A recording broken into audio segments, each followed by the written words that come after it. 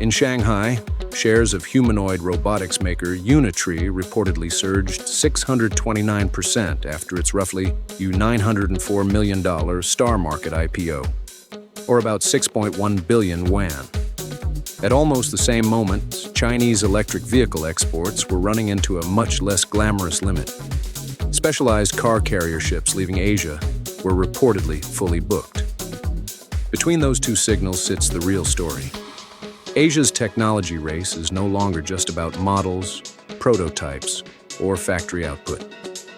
It is increasingly about whether capital markets, semiconductor infrastructure, customer-specific chip programs, and logistics networks can keep up with ambition. Start with Unitree because it shows where public capital is now willing to place a bet. The company raised close to $900 million in Shanghai, and its stock reportedly jumped 629% on debut. That does not prove humanoid robotics is commercially mature. The listing does not establish revenue quality, profitability, deployment scale, or customer concentration.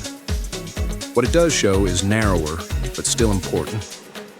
Domestic Chinese capital markets appear willing to assign meaningful value to embodied AI before operating maturity is clearly visible. In that sense, Unitree is less a verdict on robotics economics than a public market marker. It suggests investors are prepared to fund the physical expression of AI, not only its software layer. That willingness to deploy capital into strategic technology also appears in Taiwan's outbound investment data. Approved outbound investment reached $61.26 billion in the first 7 months of 2026, up 208% year-on-year. The move was driven heavily by capital injections from TSMC into its U.S. subsidiary and its global financial arms. This should not be read as proof of a broad industrial exodus from Taiwan, and it is not a one-to-one measure of new fab construction. Its significance is more structural.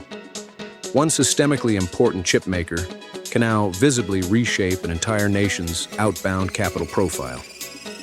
Semiconductor strategy, once discussed mostly through fab announcements or export controls, is becoming visible directly in macro capital flows.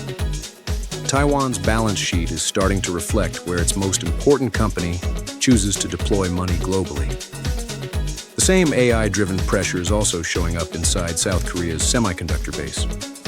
Samsung is reportedly considering converting its NRDK Line 2 facility in Giheung from an R&D line into a foundry production line for 2nm base dies used in next-generation high-bandwidth memory, or HBM.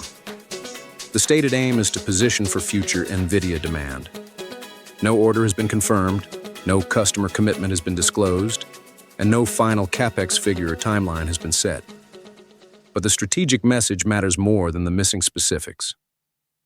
The boundary between memory manufacturing and advanced logic fabrication is becoming less distinct. As HBM becomes more central to AI accelerator performance, the ability to combine memory strength with foundry capability starts to look less like an optional advantage and more like a competitive requirement. That, in turn, forces companies such as Samsung to reconsider how their most flexible facilities are used. Even if memory and logic supply expand, AI systems still face a different physical constraint: moving data fast enough between chips. That is where TSMC's COUPE, the compact universal photonic engine, comes in. Reporting indicates that TSMC is ramping a technology that combines advanced packaging with silicon photonics, aimed at addressing bandwidth limits associated with copper interconnects inside AI data centers. NVIDIA is identified as the primary customer. There are no disclosed production targets, yield figures, or quantified performance outcomes. Even so, the broader implication is clear. AI competition is moving beyond simple transistor scaling and deeper into bandwidth, power delivery, thermal density, and the physical movement of data between processors and memory. Packaging and photonics are no longer just supporting layers. They're becoming central parts of the infrastructure race. That same infrastructure logic extends into chip design itself. Marvell has signed a long-term commercial agreement with Google to develop custom silicon, disclosed through an SEC filing.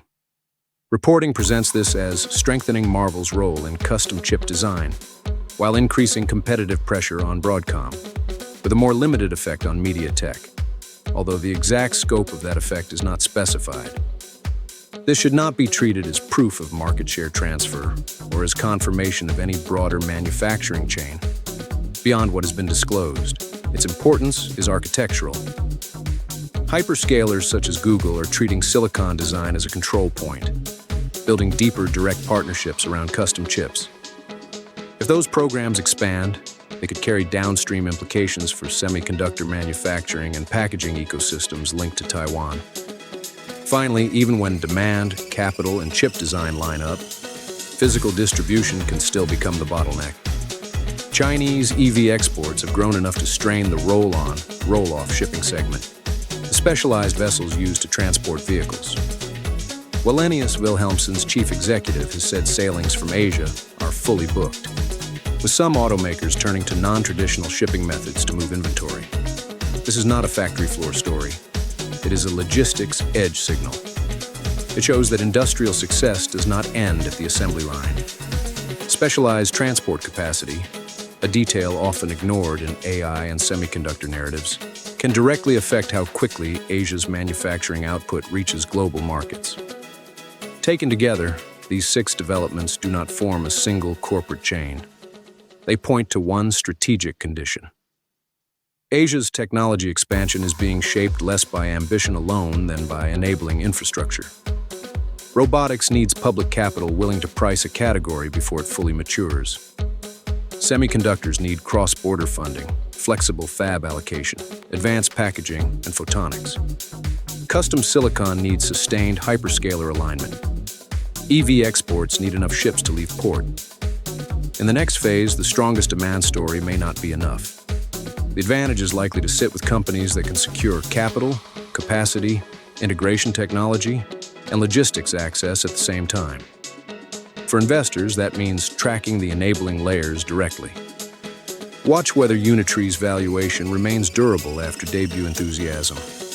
Watch whether Taiwan's outbound investment surge becomes a recurring semiconductor-linked pattern rather than a one-period spike. Watch for confirmation or rejection of Samsung's Giheung conversion and any real NVIDIA-linked commitments. Watch whether TSMC's COUPE draws customers beyond NVIDIA. Watch whether more hyperscalers sign custom silicon agreements that pressure incumbent ASIC suppliers. And watch whether shipping operators or automakers indicate that car carrier tightness is structural rather than temporary. Across all 6 signals, the caution is the same.